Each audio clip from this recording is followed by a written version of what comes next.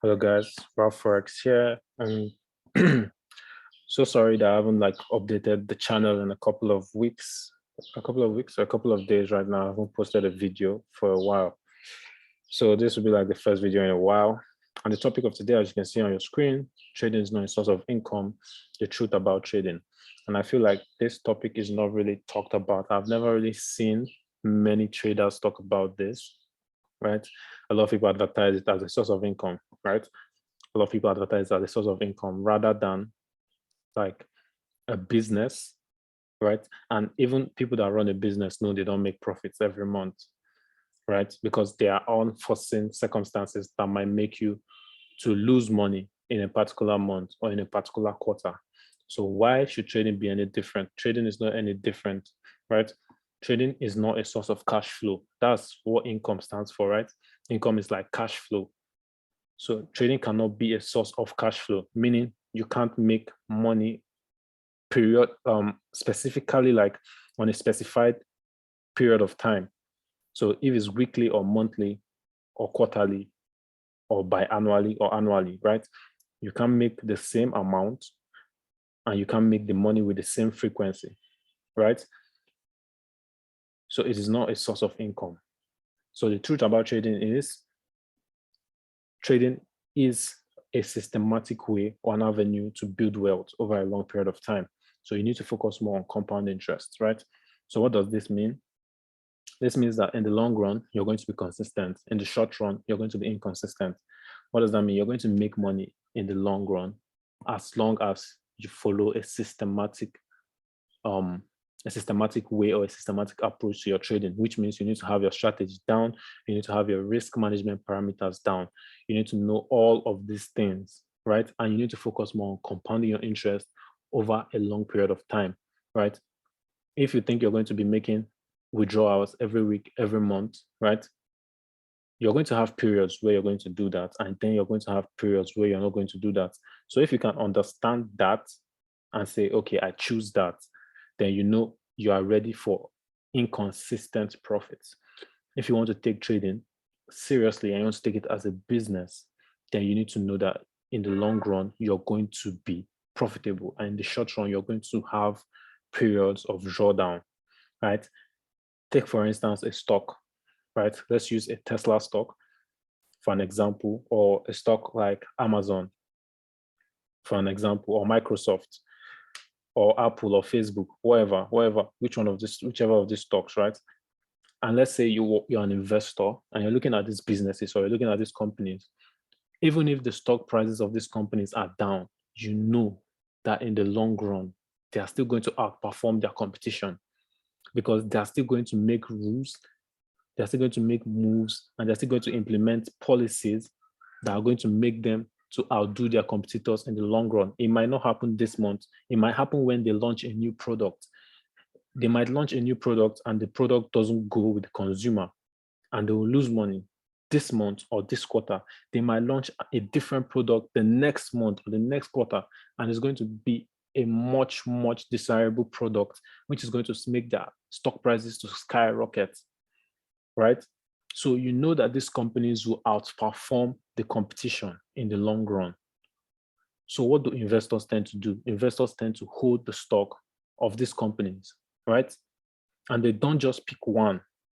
They tend to diversify their portfolio, right? Because they know this, while this one is suffering, this one might be doing good, this one might be doing good, right? That is the approach to investing. And it is no different from trading, right?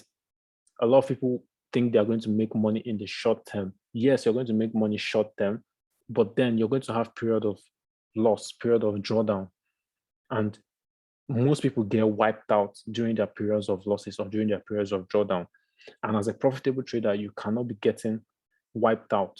As a consistently profitable trader, you can't afford to be getting wiped out during your periods of drawdown, right? So if you're focusing more on compound interest, you're going to approach your trading in a systematic way, and you're going to be able to build wealth over a long period of time. Imagine running a trading account or a portfolio for 2 years, 3 years, 5 years, right? On a repeatable system, right?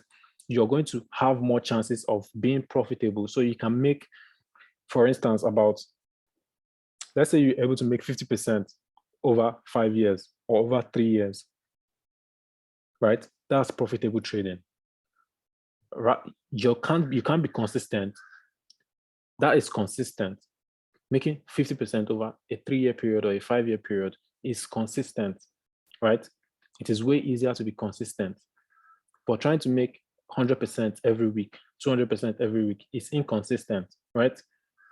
It's very, very inconsistent.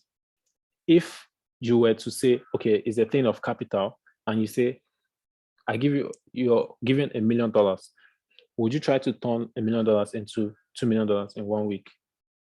Or would you try to trade $1 million over 3 years, 5 years, and make 50%, right? The same thing for 100 million. Will you try to turn 100 million to 200 million in 1 week? Or will you try to turn 100 million and make 50% profit over 3 years or over 5 years, right? So this is the professional approach to trading. And if you need to focus more on compound interest, the reason why people try to make quick profits is because most retail traders do not have the capital, right? You see a lot of brokers that let people trade with $10, $50. These brokers are just out to get your money, right? And you need to understand that, and you need to be okay with it if you want to take that approach. Nobody's saying you can't try your luck, but it's the same as going to a casino and trying to gamble.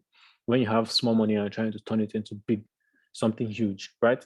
You need to know that you're gambling, and you need to be fine with that.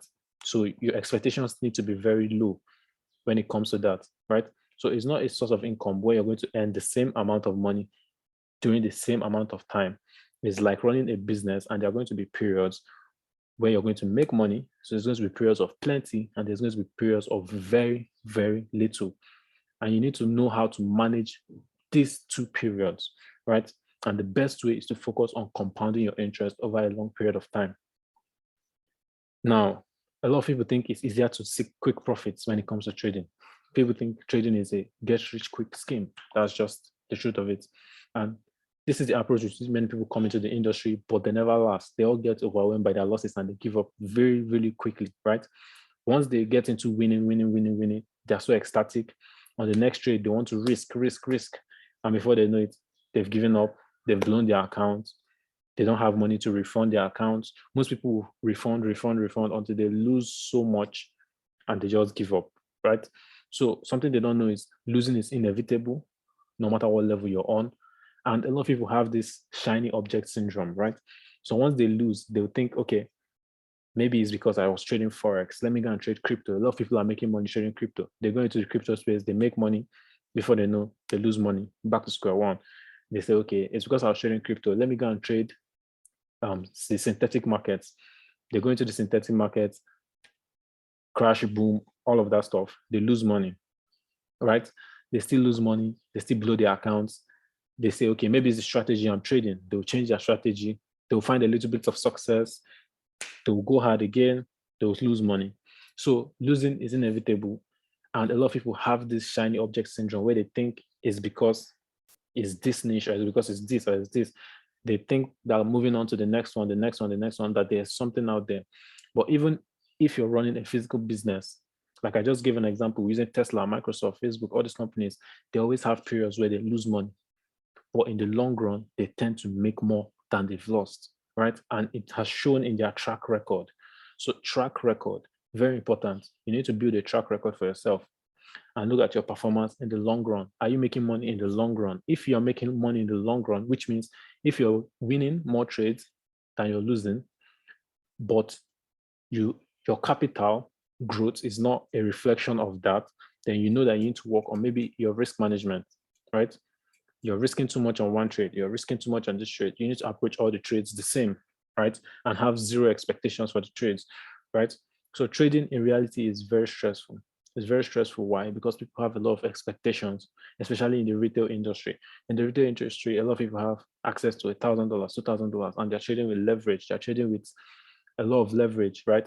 So you're trying to take your 2K into 20, right? But what you would have much more success if you're trying to make $200 on a $2,000 account in a year.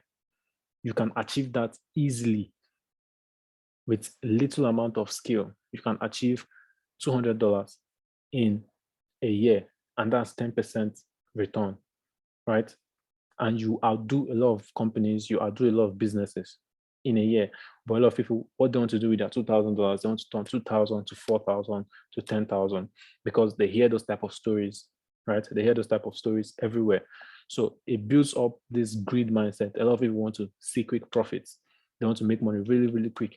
Even if you run a physical business and your initial capital is $2,000, you're going to be very, very, very lucky to turn it into 4,000. And even when you turn it into 4,000, you have to reinvest your profits back into the business in the hopes of making more.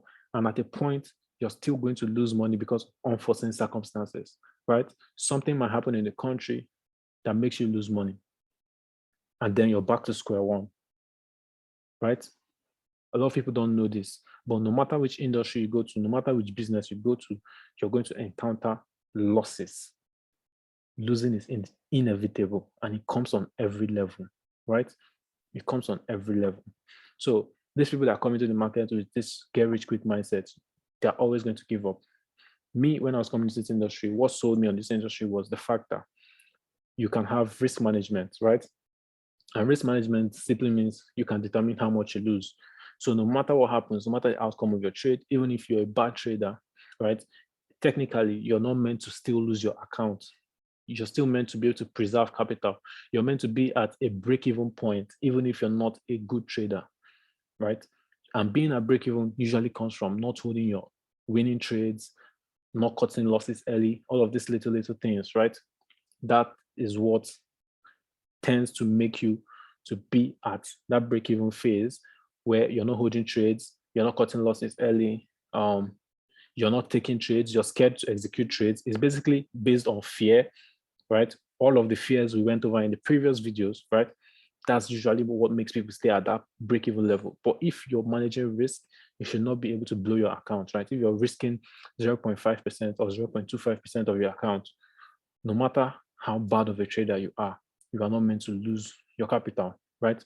But a lot of people, when they think like it's because of their strategy and they change their strategy and they have like a couple of wins in a row, the next thing they're doing is they're putting all their money in. They're risking 50%, 100%, and then they lose their whole capital. And then what do they think? They think Forex is not profitable, Forex is a scam, or trading does not work, right? And they move on to something else and they still lose money because they haven't fixed the problem. And the problem is their mindset, is their selves, right? So then why should I even trade knowing that it's very stressful, knowing all these things about trading? Now, like I said, trading is a systematic approach to building wealth over a long period of time. The longer I stay in the game, the more you profit. Profit is consistent in the long run and inconsistent in the short run for all strategies and systems. I'll say that last part, for all strategies and systems. So whether you're a day trader, swing trader, position trader, however you think you're trading, right? In the short run, you're always going to lose, right? You're going to be inconsistent, right? You're going to have winning weeks, losing weeks, winning months, losing months. But when you sum all this up and look at the year, the performance for the year, right? You see that you've been profitable for a year, 2 years, 3 years, 4 years, 5, right? That's why I said it's more, you have a shot at being more consistent and making 50% over 5 years than being consistent and making 100% every week, right? In the short run, what you're going to have is you're going to have a 100% week, another 100% week, and then you're going to try to go for a 200% week, and then you're going to lose, and then you're going to reinvest, and then you're going to lose, you're going to reinvest, and you're going to lose. And initially, what's going to happen is you end up still having a very small profit, or you'll be in a loss, a huge loss, or you just be at break even, right? So for all systems and for all strategies, right, you're going to be consistent in the long run, and you're going to be inconsistent in the short run. So a lot of people think it's because of their strategy. No matter the strategy you trade, this still applies. You're going to be inconsistent in the short run. You're going to have losses. And the beautiful thing about losses is you never know when they come, right? You never know the sequence. You never know the trade. You can't tell before taking the trade if it's going to win or if it's going to lose, right? A lot of people feel very confident when they take one trade, and that confidence is what even ruins it, right?